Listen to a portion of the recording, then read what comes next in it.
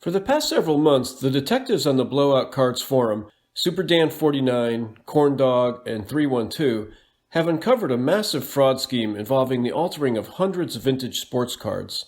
The scam worked like this.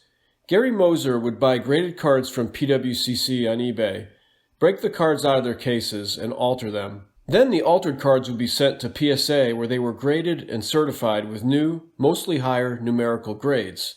The cards would then be resold through PWCC on eBay. Without the disclosure of these alterations, collectors paid big money for these fraudulent, high-grade cards. Profits from each card ran into the hundreds or thousands of dollars. Hello, I'm Joe Orlando, president Naturally, of PSA, this has raised a big question for PSA. Why didn't they detect all these altered cards? Let's look at some of the examples and maybe we can answer that question for ourselves. And here, all credit goes to SuperDan49, Corndog, and 312 for uncovering these before and after pictures. The first stage in the grading process is determining whether the card is authentic. It is then checked for possible alterations. Once the graders have determined the card to be authentic and unaltered, a grade can now be assigned to the card. On PSA's website, they say when they grade a card, they look for evidence of doctoring, such as recoloring or trimming. You would think after certifying 30 million collectibles since 1998 that PSA would be pretty good at it. But then you see something like this, a card with an identified serial number with an obvious trimmed edge. How hard would it be for PSA to make a note of the serial number so they could tell if they graded the card before? In terms of alterations, let's start with the easy stuff. Do you think PSA should be able to detect if a card was clean to the degree that it looks dramatically different? This 1951 Parkhurst Hockey card had an excessive amount of brightener solution applied to it. It went from a PSA 4 to a 6. Here's a 1952 Bowman Football card that had very obvious stains removed from the top edge and the back, undetected by PSA. This is an 1888 Goodwin Champions card that had massive staining removed from the back. We aren't talking about using a pair of pantyhose to remove a wax or gum stain. PSA gave this a 5.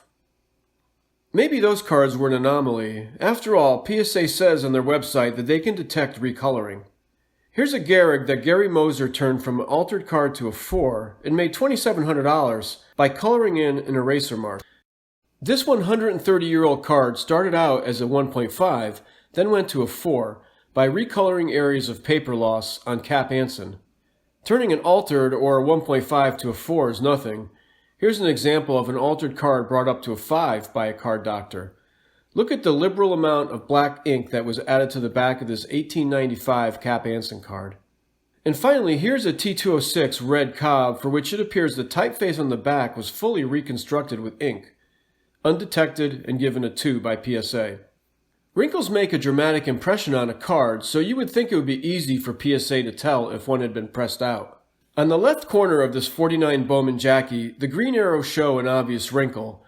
PSA gave it a 5, and Brent Higgins loved it so much that he put one of his silly PWCC eye appeal stickers on it. Here are some gaudy Lou Gehrig cards. This 33 has a large wrinkle across the center that was pressed out. This 34 gaudy has 2 creases, the most obvious one in the top right. You can see a mark where it was pressed out, but apparently PSA didn't see anything wrong with it. Here's a 52 Mantle that also had a number of creases pressed out of it. PSA gave it a 1.5, which was enough to see a value gain of over $5,500. What about trimming? It has to be the most common alteration made to a card. PSA specifically mentions on their website that they check for it. You would think it would be standard to measure every card to tell if it was trimmed. You would think. Consider these 1948 Leaf cards, a favorite target of Gary Moser's. The trimming of the borders is so obvious here. Here are some cards from the 1952 Burke-Ross set. With the altered cards, look at the gap between the edge and the card holder. The cards must have been shaking around like maracas in their new slabs, yet they were given high grades anyway by PSA. These Bowman cards were also popular targets.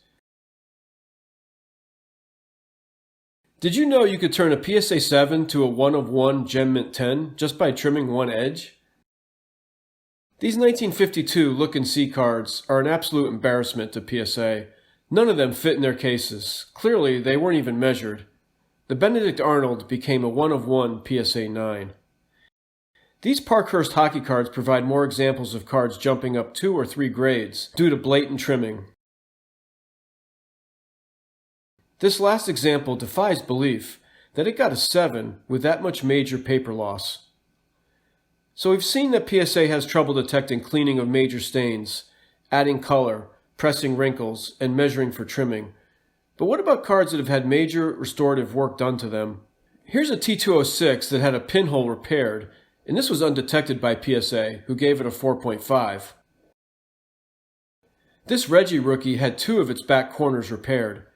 Instead of being rejected for being altered, PSA gave it an 8. Here's a 1952 Topps card that had several corners rebuilt, was given an 8 by PSA, and saw its value rise by over $10,000. Here's a Marquard card with a ton of work done to it. It had its edge repaired, corner rebuilt, and spots removed, bumped from a 4 to a 7 by PSA. This T206 was chemically washed and also had 2 corners altered. This Musial card looks so different before and after. I'm no Leaf expert, but you would think someone familiar with these cards at PSA would notice that the 5.5 doesn't look normal. Here's a 48 Leaf DiMaggio that had all kinds of work done to it. It started as a PSA 1 and was cracked and altered. PSA couldn't detect the removal of the glue residue, the corner repair, and the addition of colored ink. It was given a 4. We've seen so many ways of altering cards, and yet in every category there are numerous examples where PSA certified cards from a particular submitter that were obviously altered. You start to wonder, as this collector has, is PSA in on the fraud? Are they somehow complicit? Or is their system just horribly broken? If you had to choose between 0% complicit or 100% complicit, which way would you lean? Thanks for watching and for your support of the channel, and collect what you love.